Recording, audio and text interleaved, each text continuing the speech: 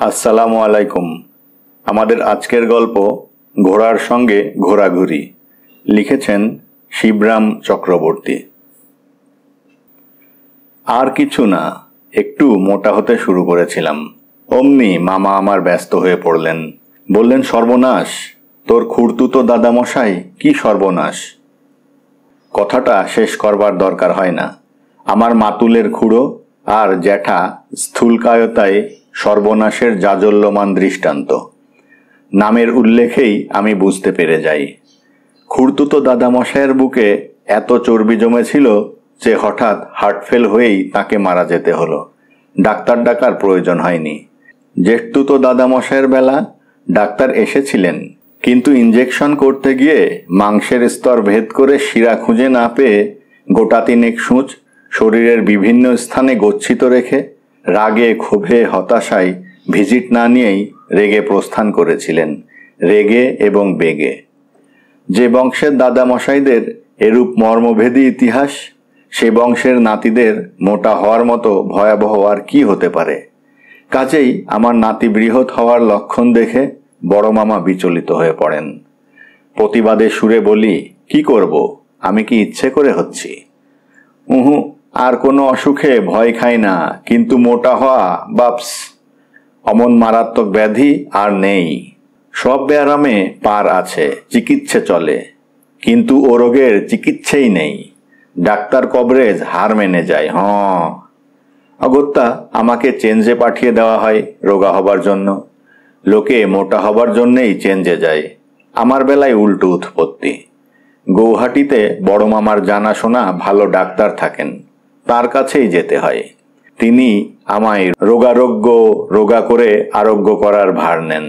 প্রথমেই তার প্রশ্ন হয়, ব্যায়াম ট্যায়াম করো?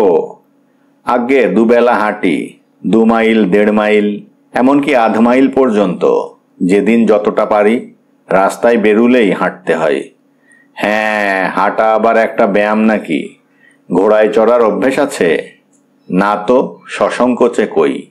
ঘোড়ায় চড়াই হলো গিয়ে ব্যায়াম, পুরুষ মানুষের ব্যায়াম, ব্যায়ামের মতো ব্যায়াম।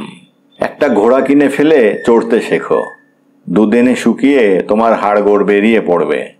ডাক্তারের কথা শুনে আমার রোমাঞ্চ হয়।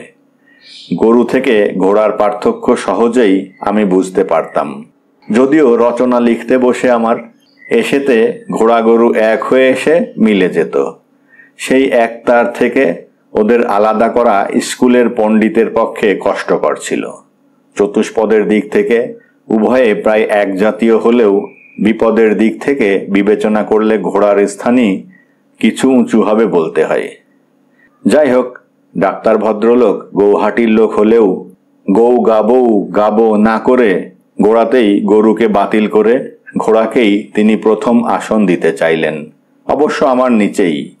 আমিও ঘোড়ার উপরেই চড়ব, এই স্থির সংকল্প করে ফেললাম। বাস্তবিক ঘোড়ায় চড়া সে কি দৃশ্য! সার্কাসে তো দেখেইছি, রাস্তাতেও মাঝে মাঝে চোখে পড়ে যায় বইকি। আমবালায় থাকতে ছোটবেলায় দেখেছি পাঞ্জাবিদের ঘোড়ায় চড়া। এখনো মনে পড়ে, সেই পাগড়ি উঠছে, পারপেন্ডিকুলার থেকে ঈষৎ সামনে ঝুঁকে সওয়ারের কেমন সহজ আর খাতির নাদারত ভাব, আর তার দাড়িও উঠছে সেই সঙ্গে, যেন দুনিয়ার কোনো কিছুরই কেয়ার মাত্র নেই। তাবৎ পথচারীকে শশব্যস্ত করে শহরের বুকের ওপর দিয়ে বিদ্যুৎ বেগে ছুটে যাওয়া। পর মুহূর্তে তুমি দেখবে কেবল ধুলোর ঝড়, তাছাড়া আর কিছু দেখতে পাবে না। হ্যাঁ, ঘোড়ায় আমায় চড়তে হবেই, ঠিক তেমনি করেই। তা না হলে বেঁচে থেকে লাভ নেই, মোটা হয়ে তো নেই। আশ্চর্য যোগাযোগ। ডাক্তারের প্রেসক্রিপশনের পর বিকেলের দিকে বেড়াতে বেরিয়েছি। দেখি সদর রাস্তায় নিলাম ডেকে ঘোড়া বিক্রি হচ্ছে। বেশ নাদুস নুদুস কালো কলো একটি ঘোড়া, পছন্দ করে সহচর করবার মতোই। 22 টাকা। 22 টাকায় যাচ্ছে। 1, 2, 23। রুদ্ধ নিঃশ্বাসে আমি হাঁকলাম। 24 টাকা। ভিড়ের ভেতর থেকে একজন যেন আমার কথারই জবাব দিল। 24 টাকা। নিলামওয়ালা ডাকতে থাকে, ঘোড়া, জিন, লাগাম, মাই চাবুক সব সমেত মাত্র 24-এ যাই। গেল গেল, 1 2 বলে ফেলি একবারে, 27 28। ভিড়ের ভেতর থেকে আবার কোন হতভাগার বাগড়া। আমার পাশে একজন লোক আমাকে আড়ালে ডেকে নিয়ে যায়। আমি ঘোড়া চিনি। সে বলে, অদ্ভুত ঘোড়া মশাই, এত সস্তায় যাচ্ছে, আশ্চর্য। ওর জিনের দামই তো 28 টাকা। বলেন কি? আমার চোখ বড় হয়ে ওঠে। তাহলে আরো উঠতে পারি, কি বলেন? নিশ্চয়ই। ভাবছেন বুঝি দিশি ঘোড়া? মোটেই তা নয়, আসল ভুটানি টাট্টু যাকে বলে। ভুটানি বলতে কি বোঝায় তার কোনো পরিচয়ই আমার জানা ছিল না, কিন্তু ভদ্রলোকের কথার ভঙ্গিতে এটা বেশ বুঝতে পারলাম যে এহেন একটা জানোয়ারের মালিক না হতে পারলে ভূভারতে জীবন ধারণই বৃথা। অকুত ভয়ে ডাক ছাড়ি, 33। চৌথ আমার পাশের এক ব্যক্তি ডাকার উদ্যম করে। উৎসাহের সূত্রপাতেই ওকে আমি দমিয়ে দেই, 37। তারপর আমি হন্যে হয়ে উঠি, পরপর ডেকে যাই, 39 43 47 49। পরপর এতগুলো ডাক আমি একাই ডেকে দেই। 49-এ গিয়ে ক্ষান্ত হই। 49 49। এমন খাসা ঘোড়া মাত্র 49-এ যায়? গেল গেল, চলে গেল, 1 2। তারপর আর কেউ ডাকে না। আমার প্রতিদ্বন্দ্বীরা নিরস্ত হয়ে পড়েছে তখন। 1 2 3। নগদ 49 টাকা গুনে ঘোড়া দখল করে পুলকিত চিত্তে বাড়ি ফিরি। সেই পার্শ্ববর্তী অশ্ব সমজদার ভদ্রলোক আমার এক উপকার করেন। একটা ভাড়াটে আস্তা বলে ঘোড়া রাখবার ব্যবস্থা করে দেন। তারাই ঘোড়ার খোরপোশের সেবা শুশ্রূষার যাবতীয় ভার নেবে। সময়ে অসময়ে এক চড়া ছাড়া কোনো হাঙ্গামাই আমাকে পোহাতে হবে না। এই অশ্ব সেবার জন্য কিছু দক্ষিণা দিতে হবে ওদের। ভদ্রলোককে সন্দেশের দোকানে নেমন্তন্ন করে ফেলি তক্ষুনি। পরের দিন প্রাতঃকালে আমার অশ্বারোহণের পালা। ভাড়াটে সহিসরা ঘোড়াটাকে নিয়ে আসে। জনকতক ধরেছে ওর মুখের দিকে, আর জনকতক ওর লেজের দিকটাই। মুখের দিকের যারা, তারা লাগাম, ঘোড়ার কান, ঘাড়ের চুল অনেক কিছুই সুযোগ পেয়েছে, কিন্তু লেজের দিকে লেজটাই কেবল সম্বল। ও ছাড়া আর ধর্তব্য কিছু ছিল না। আমি বিস্মিতই হই, কিন্তু বিস্ময় প্রকাশ করি না। পাছে আমায় আনাড়ি ভাবে। ঘোড়া আনার এই নিয়ম হবে হয়তো, কে জানে। সেই ডাক্তার ভদ্রলোক বাড়ির সামনে দিয়ে সেই সময় যাচ্ছিলেন। আমাকে দেখে থামেন। এই যে একটা ঘোড়া বাগিয়েছ দেখছি, বেশ বেশ। কিনলে বুঝি? কতই? 49-এ? বেশ সস্তায় তো। খাসা, বাহ। ঘোড়ার পিঠ চাপড়ে নিজের প্রেসক্রিপশনকেই বড় করেন। হ্যাঁ, হাঁটা ছাড়ো, হাঁটা ছাড়ো। হাঁটা ব্যায়াম নাকি আবার? মানুষে হাঁটে, ঘোড়ায় চড়তে শেখো। অমন ব্যায়াম আর হয় না। দুদিনে চেহারা ফিরে যাবে। এত কাহিল হয়ে পড়বে যে তোমার মামারাই তোমাকে চিনতে পারবেন না। তার রুগী দেখার তাগাদা, অপেক্ষা করবার অবসর নেই। ঘাড় নেড়ে আমাকে উৎসাহ দিয়েই তিনি চলে যান। দর্শকদের মধ্যে তাকে গণনা না করেই আমার অভিনব ব্যায়াম পর্ব শুরু হয়। সহিসরা বেশ কষে তাকে ধরে থাকে। আমি আস্তে আস্তে তার পিঠের উপর উঠে বসি। বেশ জুত করেই বসি, শ্রীজুত হয়ে। কিন্তু যেমনি না তাদের ছেড়ে দেওয়া, ঘোড়াটা 4টে পা একসঙ্গে জড়ো করে পিঠটা দুমড়ে বেখারির মতো বেঁকিয়ে আনে। এবং করে কি, হঠাৎ পিঠটা একটু নামিয়েই না উপরের দিকে এক দারুণ ঝাড়া দেয়, ধনুকে টঙ্কার দেওয়ার মতোই। আর তার সেই এক ঝাড়াতেই আমি একেবারে স্বর্গে। ঘোড়ার পিঠ ছাড়িয়ে প্রায় 4-5 হাত উঁচুতে আকাশের বায়ুস্তরে বিরাজমান।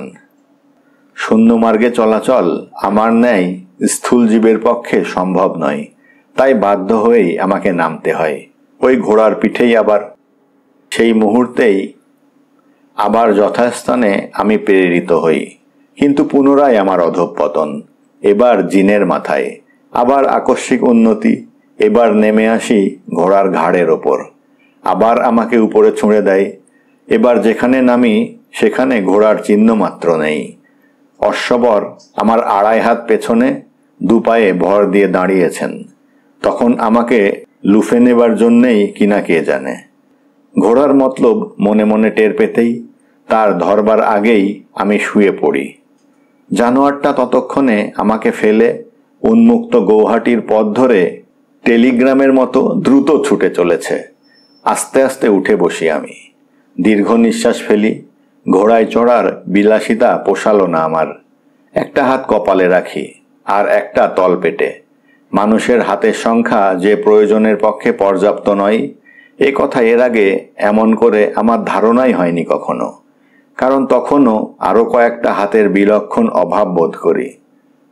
ঘাড়ে, পিঠে, কোমরে, পাঁজরায় এবং শরীরের আরও নানা স্থানে হাত বুলোবার দরকার ছিল আমার। কেবল যে বেহাতি হয়েছি তাই নয়, বিপদ আরও।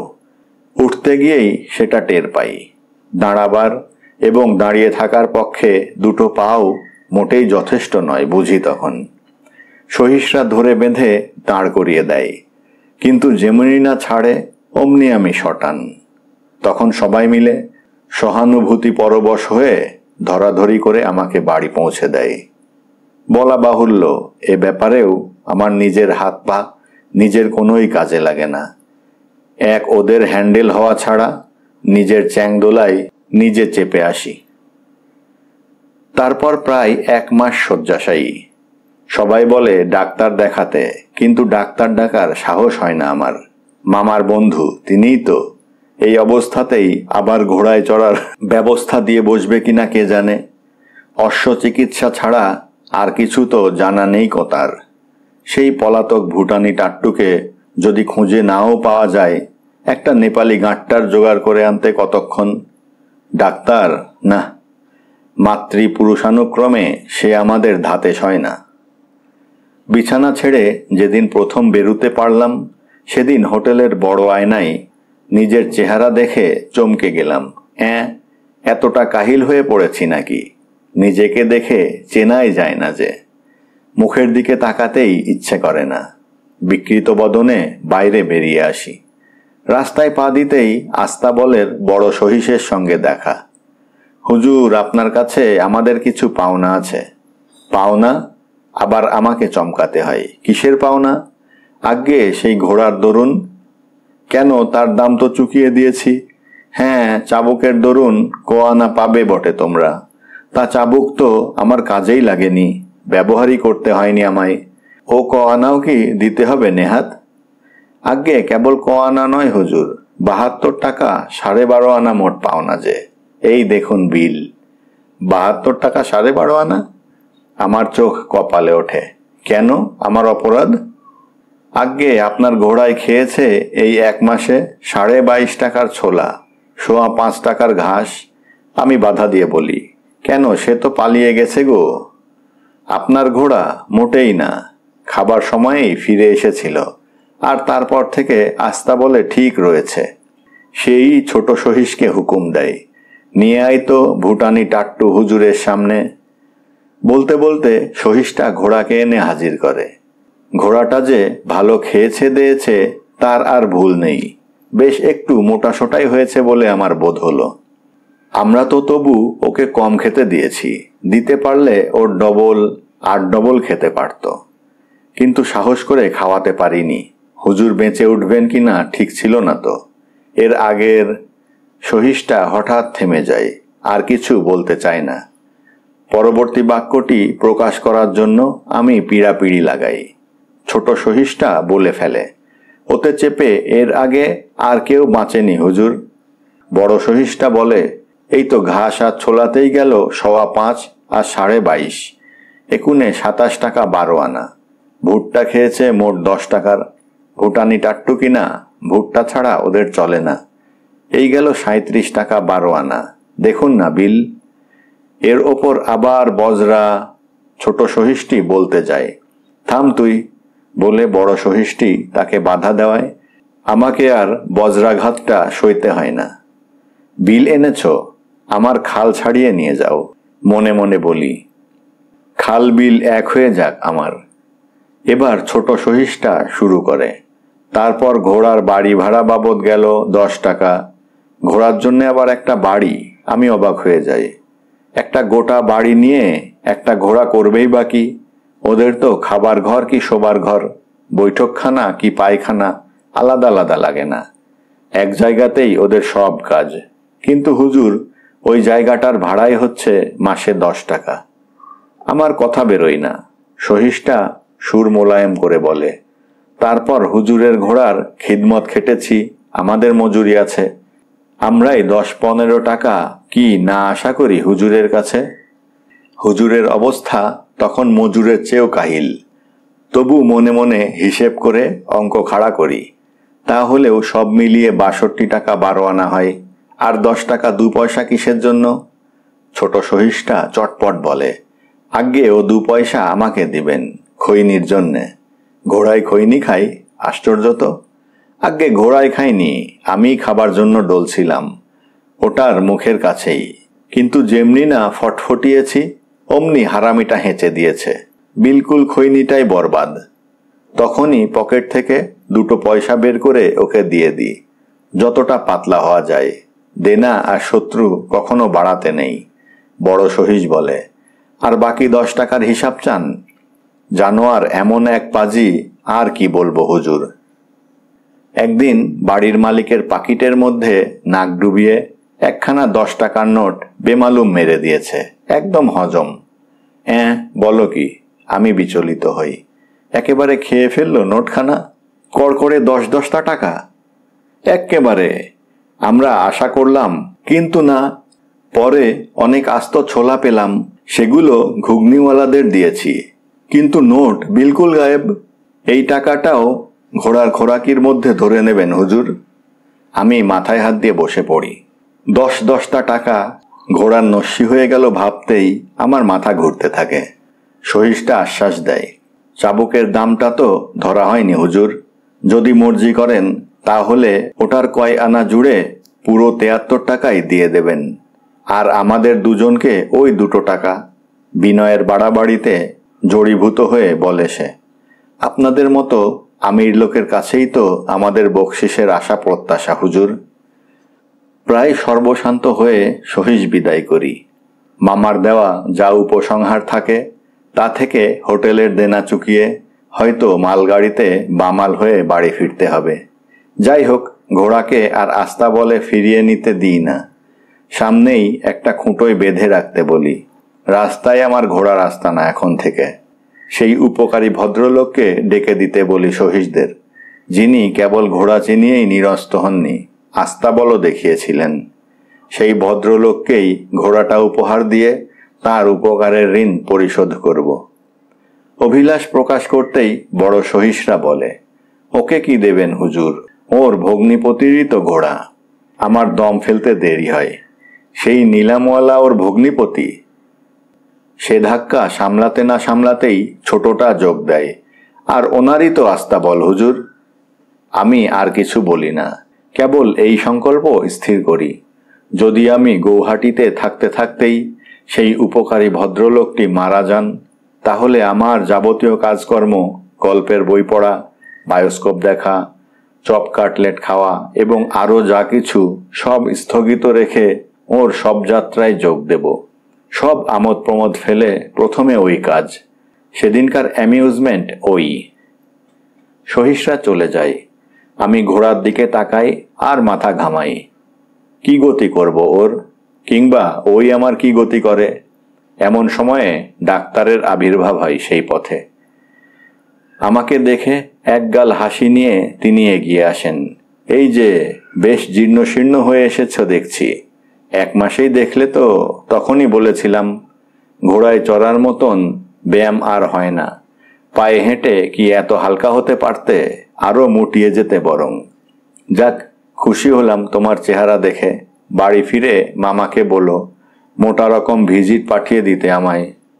মামা কেন, আমিই দিয়ে যাচ্ছি, সবিনয়ে আমি বলি, এই ঘোড়াটাই আপনার ভিজিট। খুশি হলাম, আরও খুশি হলাম। ডাক্তারবাবু সত্যিই পুলকিত হয়ে ওঠেন। তাহলে এবার থেকে আমার রুগী দেখার সুবিধেই হলো। ডাক্তারবাবু লাফিয়ে চাপেন ঘোড়ার পিঠে। ওঠার কায়দা দেখেই বুঝতে পারি এককালে ওই বদভ্যাস দস্তুর মতোই ছিল ওর। পর মুহূর্তেই তাকে আর দেখতে পাই না। বিকালে হোটেলের সামনে আস্তে আস্তে পায়চারি করছি, তখন দেখি মুহ্যমানের মতো তিনি ফিরছেন, হেঁটেই আসছেন শটান। আপনার ঘোড়া কি হলো? ভয়ে ভয়ে প্রশ্ন করি। আমার দিকে বিরক্তিপূর্ণ দৃকপাত করেন তিনি। এই হেঁটেই ফিরলাম, কতটুকুই বা পথ, 4 মাইল তো মোটে। ঘোড়ায় চড়া ভালো ব্যায়াম বটে, কিন্তু বেশি ব্যায়াম কি ভালো? অতিরিক্ত ব্যায়ামে অপকারী হয়। মাঝে মাঝে হাঁটতেও হয় ভাই, বলে তিনি আর দাঁড়ান না। খানিক বাদে ডাক্তারবাবুর চাকর এসে বলে, গিন্নিমা আপনার ঘোড়া ফিরিয়ে দিলেন। কিন্তু ঘোড়া কই? ঘোড়াকে তোমার সঙ্গে দেখছি না তো। ঘোড়া যে কোথায় তার চাকর জানে না, ডাক্তারবাবুও জানে না। তবে তার কাছ থেকে যা জানা গেছে তা জেনেই কর্তার অজ্ঞাতসারেই গিন্নি এই মোটা ভিজিট প্রত্যার্পণ করতে দ্বিধা করছেন না। কর্তৃপক্ষের কাছ থেকে গিন্নি পক্ষ যা জেনেছেন, আমি তা কর্মবাচ্যের কাছ থেকে জানবার চেষ্টা করি। যা পঙ্কোদ্ধার হয় সংক্ষেপে তা এই: অশ্বপৃষ্ঠে যত সহজে ডাক্তারবাবু উঠতে পেরেছিলেন, নামাটা ঠিক ততখানি সহজসাধ্য হয়নি, এবং যথাস্থানে তো নয়ই, 2-4 মাইলের কথাই নয়। পাক্কা 15 মাইল গিয়ে ঘোড়াটা তাকে নামিয়ে দিয়েছে বললেও ভুল বলা হয়। ধরাশায়ী করে পালিয়েছে। কোথায় গেছে বলা কঠিন। এতক্ষণে 100 মাইল, 150 মাইল কি 1000 মাইল চলে যাওয়াও অসম্ভব না। কর্তা বলেন 100, গিন্নির মতে 150, 1000 হচ্ছে চাকরের ধারণায়। আমি ব্যতিব্যস্ত হয়ে পড়ি, তৎক্ষণাৎ গাড়ি ধরে বাড়ি ফেরার জন্যে। খাবার সময় তো প্রায় হয়ে এলো। যে 1000 মাইল সে এক নিঃশ্বাসে গেছে, খিদের ঝোঁকে তা পেরিয়ে আসতেই বা তার কতক্ষণ। ঘাট থেকে ঘোড়া না নামিয়ে গৌহাটিতে বাস করা বিপজ্জনক। ধন্যবাদ।